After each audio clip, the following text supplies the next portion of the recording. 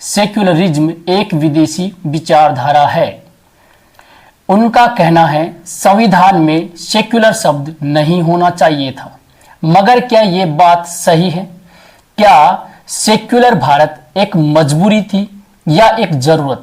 आइए इस पूरे मुद्दे को शुरू से समझते हैं। 1947 में जब भारत आजाद हुआ तो ये देश जला हुआ था। हिंदू मुस्लिम दंगे, लाखों की मौत, करोड़ों लोगों का विस्थापन। ऐसे में अगर कोई चीज थी जो सबको एकजुट रख सकती थी तो वो था धर्म से ऊपर उठकर इंसान की बराबरी का संविधान। और यही सपना लेकर डॉक्टर भीमराव अंबेडकर ने संविधान लिखा। 1950 में जब संविधान लागू हुआ तो उसमें सेक्युलर शब्द नहीं लिखा गया था, लेकिन उसकी आत्मा वही थी। हिंदू मुस्लिम सिख ईसाई सब बराबर। राज्य का कोई धर्म नहीं होगा। सरकार किसी धर्म को न बढ़ावा देगी न भेदभाव करेगी।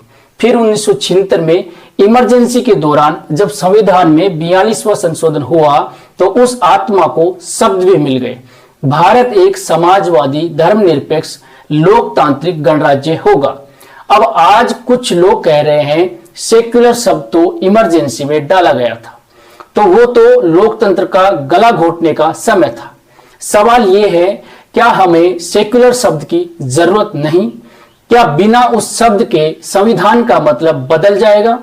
क्या अब संविधान का गला घोटना लोकतंत्र बन गया है? सच तो यह है दोस्तों कि सेक्युलर शब्द सिर्फ एक शब्द नहीं है, ये एक संविधान की आत्मा का ऐलान है। ये बताता है कि भारत किसी धर्म के पक्ष में नहीं बल्कि हर धर्म को बराबरी का अधिकार देता है। लेकिन आरएसएस को यह बात चुभती है। 1947 में वो आजादी के आंदोलन में नहीं थे।